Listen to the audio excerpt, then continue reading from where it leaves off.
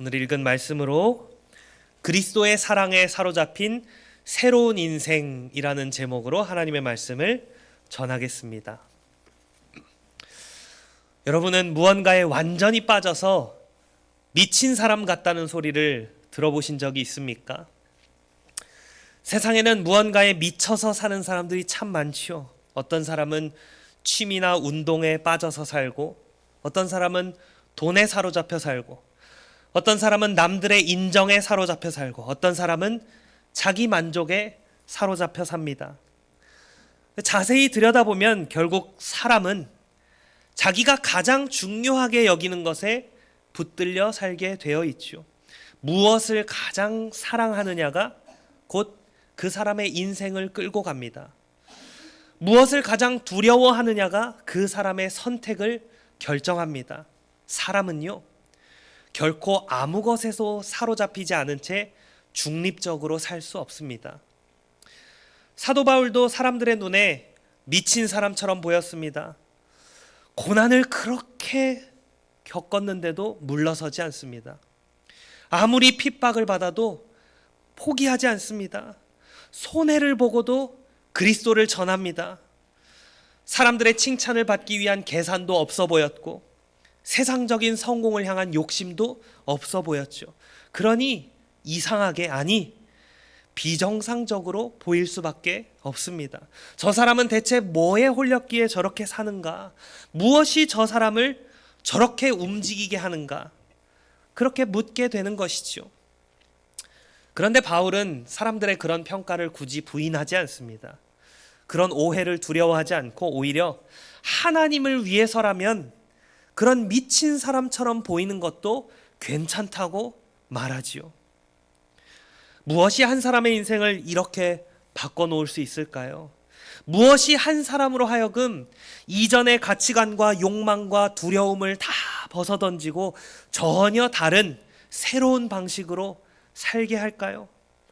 무엇이 사람으로 하여금 더 이상 자기 자신 중심으로 살지 않고 하나님 앞에서 그리고 이웃을 향해서 새로운 삶을 살게 할까요? 오늘 본문이 이런 질문들에 분명하게 답합니다.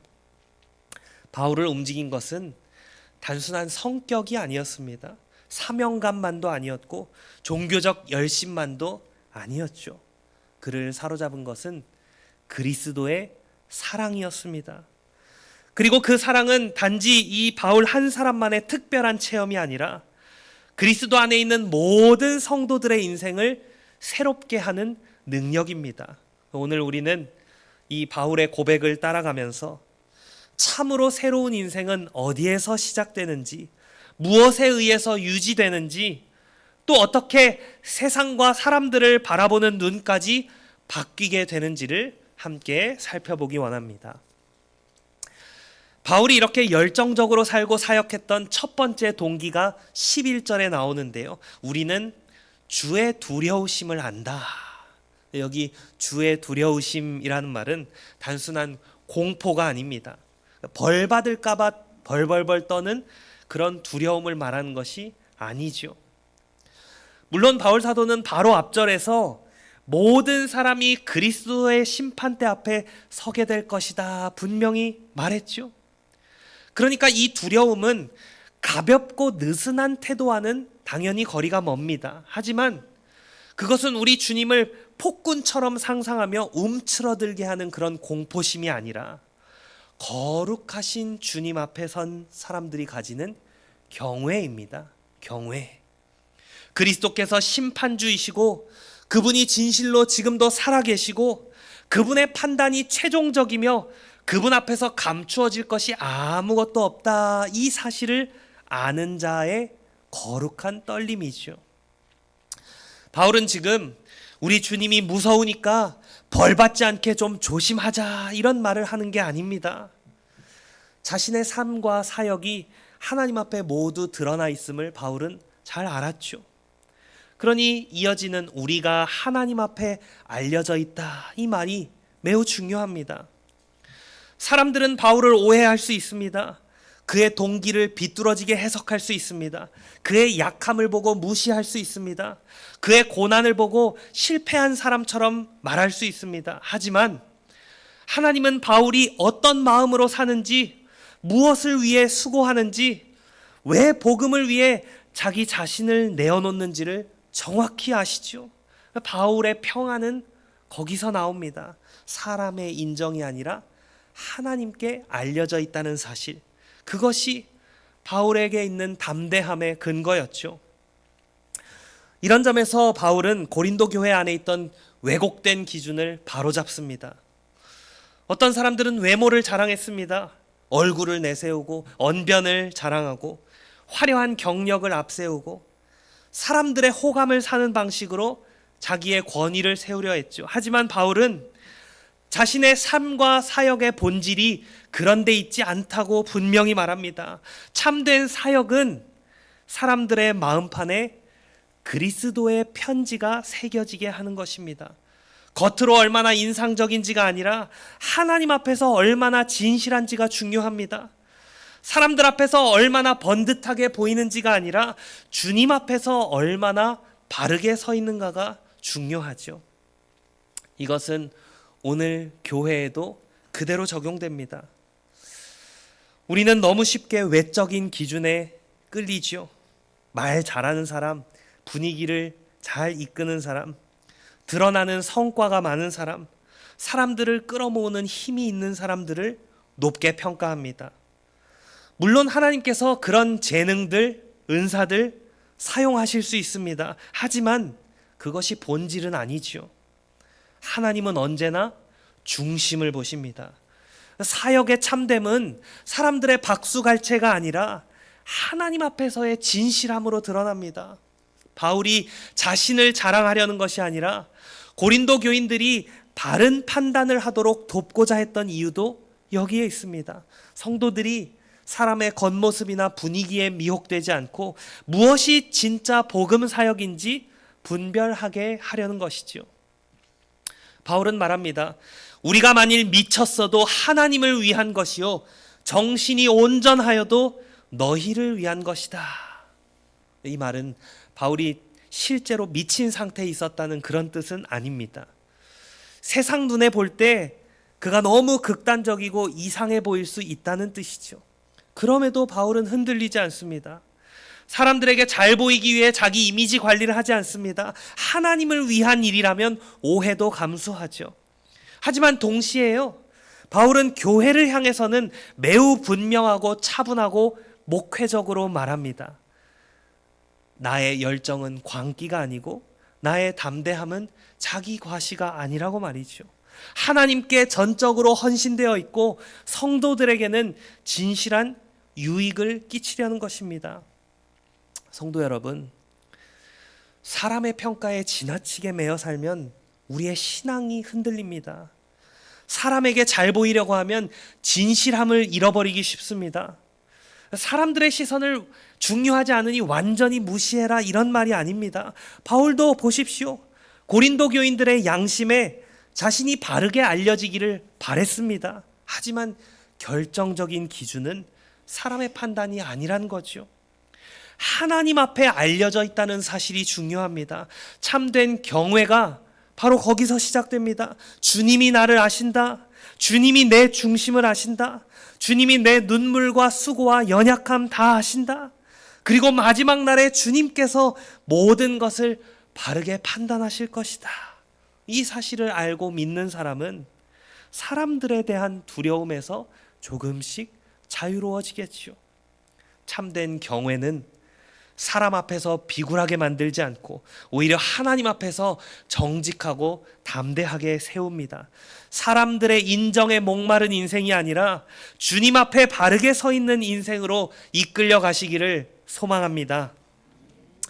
그런데 바울의 삶을 움직인 동기는 경외심이 전부가 아니었습니다. 경외심만으로는요, 바울의 존재를 다 설명할 수 없습니다. 14절을 보십시오.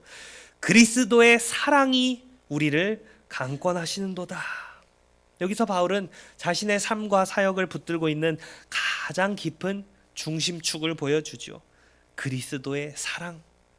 그리스도의 사랑이 나를 붙들고 나를 둘러싸고 나를 통제하고 나를 지배하고 있다라는 뜻입니다.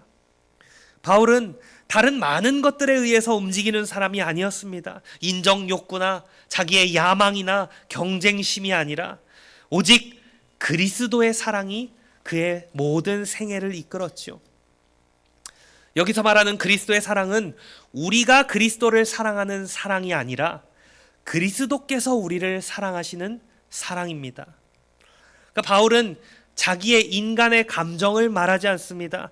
객관적으로 일어난 사건을 말하죠. 한 사람이 모든 사람을 대신하여 죽으셨다. 그리스도의 사랑은 막연한 위로나 추상적인 종교심 그런 게 아닙니다. 그리스도의 사랑은 십자가에서 역사 속에 분명히 나타난 사랑입니다. 죄 없으신 한 분이 죄인들을 대신하여 죽으신 사랑, 대속의 사랑, 희생의 사랑, 자기 백성을 위해 자기 자신을 내어주신 사랑이죠.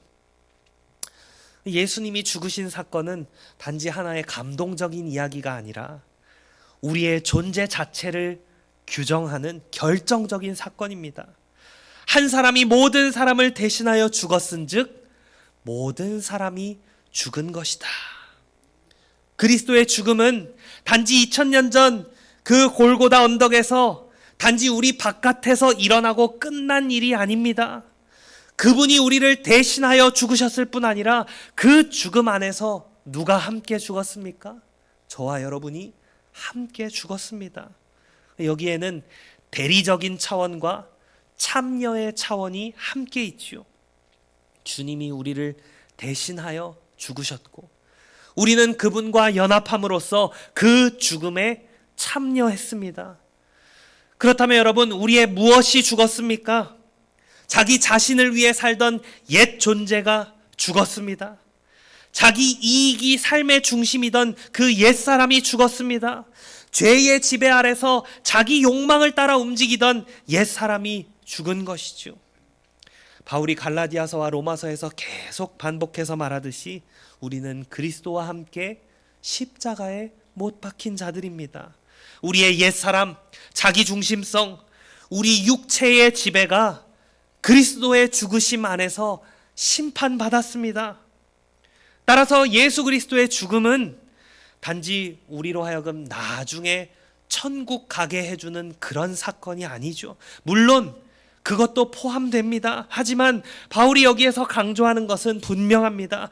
그리스도는 우리를 위해 죽으심으로 지금 여기에서부터 우리의 삶의 주인을 바꾸어 놓으셨습니다. 15절이 그 목적을 명백히 말하죠. 그가 모든 사람을 대신하여 죽으심은 살아있는 자들로 하여금 다시는 그들 자신을 위하여 살지 않고 오직 그들을 대신하여 죽었다가 다시 살아나신 이를 위하여 살게 하려 함이라. 이것이 복음의 논리입니다.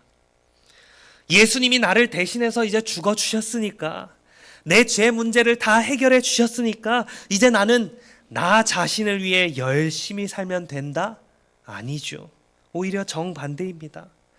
예수님이 나를 대신하여 죽으셨으므로 이제 나는 더 이상 나의 것이 아니다. 나는 그분의 것이고 이제 그분을 위해 산다. 복음은 우리의 삶에 약간의 어떤 종교적인 장식을 더해주는 그런 게 아닙니다. 내 삶을 조금 더 나은 삶으로 개선시키고 발전시키는 정도의 그런 것이 아닙니다.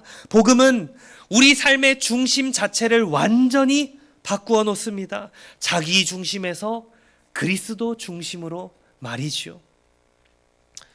이 말씀이 우리를 깊이 찌르지 않습니까? 우리는 얼마나 쉽게 그리스도를 믿는다고 하면서도 여전히 자기 자신만을 위해 살아갑니까? 신앙생활도 결국에 내 평안, 내 형통, 내 성공, 내 위로를 위한 수단처럼 취급할 때가 많죠. 하지만 바울은 그것이 복음의 목적과 맞지 않는다고 말합니다. 그리스도는 저와 여러분을 자기 중심성 안에 그대로 두시기 위해 죽으신 것이 아닙니다.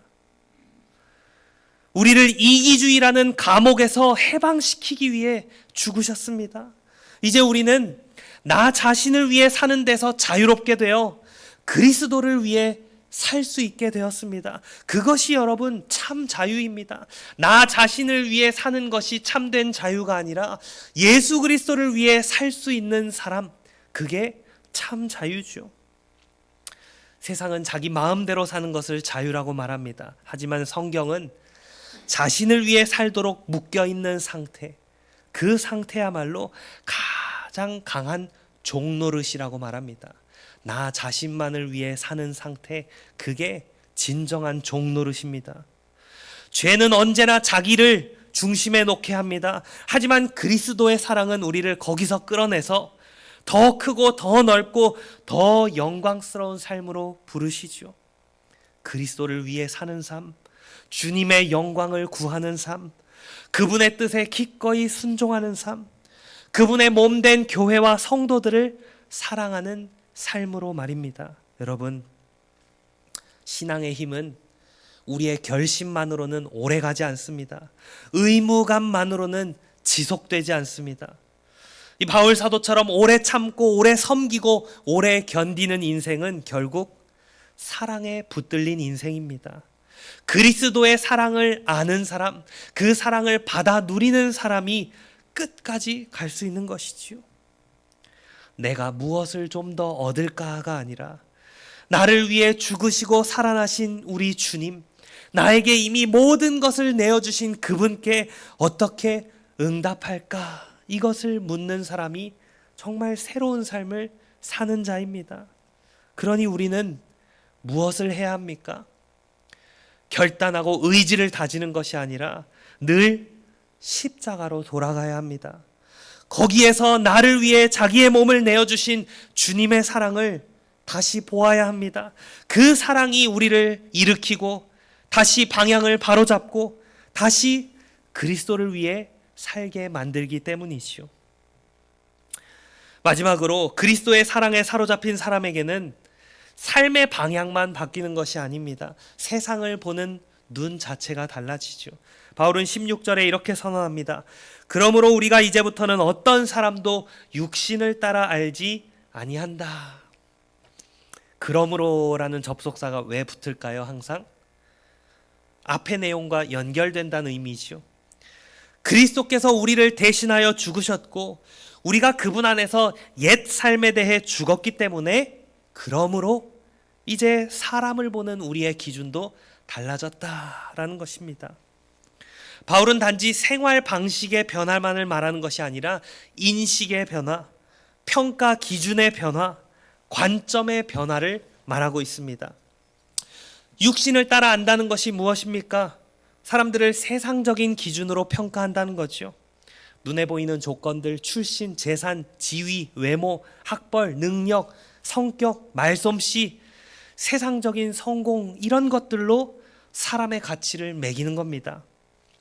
여러분, 방금 제가 이야기한 이 기준들 단지 비신자들만 따지는 것들입니까? 아니요. 교회도 성도들도 쉽게 여기에 빠질 수 있죠.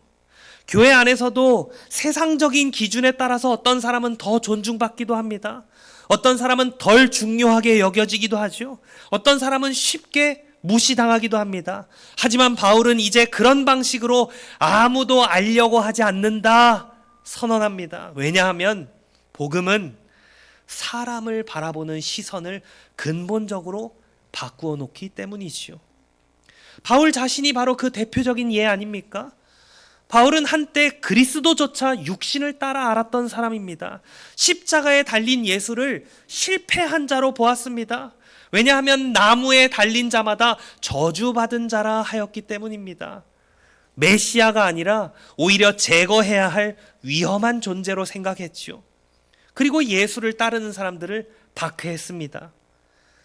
그때 바울이 무식한 사람이었습니까? 아니요. 많은 것을 알고 있는 지식인이었지만 정작 그는 가장 중요한 것은 알지 못했습니다. 율법도 알고 전통도 알고 종교적인 열심도 있었지만 그리스도 예수를 하나님의 지혜, 하나님의 능력으로 보지 못했죠. 하지만 다메섹 도상에서 부활하신 주님을 만났을 때 그의 모든 이전의 판단 기준이 무너져 내렸습니다. 그토록 확실하다고 여겼던 가치체계가 먼지처럼 흩어져 버렸습니다. 그때부터 바울은 더 이상 예수님을 그리고 다른 사람들을 이전의 방식으로 볼 수 없게 되었죠. 그와 같은 변화의 이유를 17절이 설명합니다. 그런즉 누구든지 그리스도 안에 있으면 새로운 피조물이라. 이전 것은 지나갔으니 보라 새 것이 되었도다. 바울은 단순히 조금 나아졌다거나 성격이 조금 변했다 그런 이야기 하지 않습니다. 완전히 새로운 피조물이라고 말합니다. 새 창조가 일어난 것이죠. 그리스도 안에 있다는 것은 하나님께서 그분의 죽음과 부활 안에서 시작하신 새로운 세계, 새로운 질서, 새로운 시대 안으로 들어갔다는 뜻입니다. 물론 옛 시대의 잔재가 여전히 남아있고 우리는 여전히 연약함 속에 살고 있지만 결정적인 전환은 이미 일어났습니다. 이전 것은 지나갔고 새 것이 이미 시작되었습니다. 그러므로 성도는 자기 자신을 과거로 정의할 수 없습니다. 이전의 죄, 이전의 실패, 이전의 상처, 이전의 수치, 이런 것들이 저와 여러분의 최종적인 정체성이 아니죠. 물론 그것들이 우리 삶의 흔적을 남깁니다. 여전히 우리는 죄와 싸우고 넘어지기도 하죠. 하지만 그럼에도 불구하고 그리스도 안에 있는 사람은 더 이상 옛날 존재 그대로가 아닙니다. 하나님도 저와 여러분을 그리스도 안에서 보십니다. 우리의 죄는 십자가에서 처리되었습니다. 새 창조의 질서 안으로 옮겨졌습니다. 이제 우리는 믿음으로 살고 성령의 도우심을 받아 새로운 삶을 배웁니다. 다가올 완전한 회복을 향해 걸어갑니다. 이것은 교회 공동체를 바라보는 우리의 시선을 근본적으로 바꿔놓지요. 여러분, 옆에 있는 사람들, 성도들을 볼 때 세상적인 기준으로 보지 말아야 합니다. 많이 가진 사람, 유능한 사람, 말 잘하는 사람만 중요하게 여기고 그렇지 않은 사람들을 가볍게 여겨서는 안 됩니다. 형제 자매를 과거의 모습으로만 붙들어 두어서도 안 됩니다. 저 사람은 원래 그런 사람이야. 저 사람은 과거에 저런 사람이었지. 이렇게 쉽게 규정해서도 안 됩니다. 그리스도께서 피 흘려서 값주고 사신 사람, 그리스도 안에서 새 창조에 참여한 사람, 그리스도의 몸에 붙어있는 지체로 바라보아야 합니다. 그것이 복음적 시각입니다. 이것이 우리 자신을 보는 눈도 바꾸죠. 세상이 말하는 기준으로만 나 자신을 평가하면요, 여러분 늘 흔들리게 되어 있습니다. 내가 가진 것이 적으면 움츠러들죠. 실패하면 무너지죠. 남과 비교하면서 낙심하게 됩니다. 하지만 그리스도 안에 있는 사람은 자기 자신을 다른 눈으로 바라봅니다. 내가 세상적인 기준으로 완벽한 사람은 아닐지 몰라도 나는 그리스도 안에서 완전히 새로워진 사람입니다. 비록 아직 과정 중에 있지만 이미 새 창조의 은혜 안에 들어온 사람입니다. 우리 삶의 진짜 중심은 내가 무엇을 이루어냈는가가 아니라 그리스도께서 나를 위해 무엇을 이루셨는가, 그 사실에 있습니다. 여러분, 세상이 우리를 이상하게 여길 수 있습니다. 왜 그렇게 살려 하느냐? 왜 그렇게까지 하나님을 사랑하고 교회를 사랑하냐? 왜 그렇게까지 손해를 감수하냐? 왜 저 사람이 너한테 그렇게 했는데도 용서해 주냐? 왜 낮아지냐? 왜 섬기냐? 때론 묻기도 하겠죠.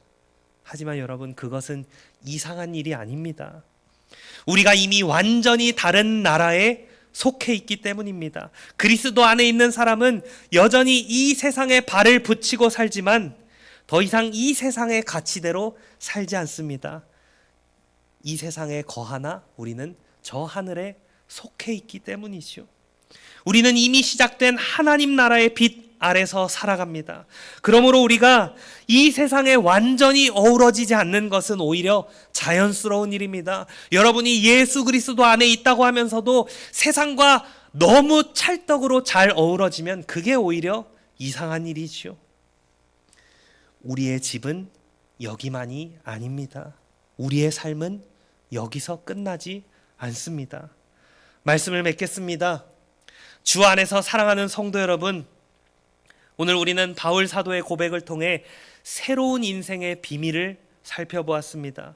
바울을 움직였던 것은 사람들의 박수도 아니고 자기 성취도 아니고 종교적인 자부심도 아니었습니다. 그는 하나님을 경외하는 사람이었습니다.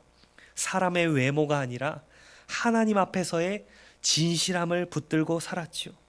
그리고 무엇보다도 예수 그리스도의 사랑에 사로잡힌 사람이었습니다.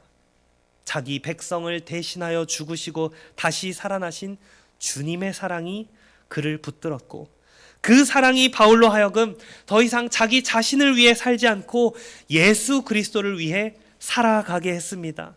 그리고 그 사랑은 마침내 사람과 세상을 바라보는 눈까지 바꿔놓았습니다.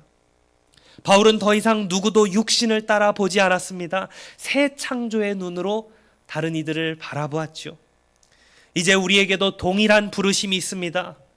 오늘 우리의 삶을 실제로 끌고 가는 힘이 무엇입니까? 사람들의 인정입니까? 두려움입니까? 돈입니까? 습관입니까? 자기 자신입니까? 아니면 그리스도의 사랑입니까? 복음은 우리에게 단지 조금 더 착하게 살라 그렇게 말하지 않습니다. 복음은 우리에게 완전히 새로운 인생을 줍니다. 이전 것은 지나가고 새 것이 시작되었다고 선언합니다. 그러므로 우리의 어제가 무너졌어도 오늘 다시 주님 앞에 나아갈 수 있습니다. 실패가 있었어도 그리스도 안에서 끝난 인생이 아닙니다. 주님은 여전히 자기 백성을 새롭게 하십니다. 자기 피로 값주고 사신 자들을 버려두지 않으십니다. 그러므로 여러분, 이제 우리 자신을 위해서 사는 그 좁은 삶, 답답한 삶에서 돌이켜서 우리를 위해 죽으시고 다시 살아나신 구주를 위해 삽시다. 형제 자매를 세상적인 기준이 아니라 예수 그리스도께서 바라보시는 그 시각으로 바라봅시다. 교회를 외적인 조건이 아니라 새 창조의 질서 안에서 봅시다. 우리를 강권하시는 그리스도의 사랑 안에 머뭅시다. 그 사랑이 우리를 붙들고, 그 사랑이 우리를 새롭게 하고, 그 사랑이 우리로 하여금 끝까지 주님을 위해 살게 하실 것입니다. 이 은혜가 우리 모두에게 충만하게 임하기를 주님의 이름으로 축원합니다. 아멘.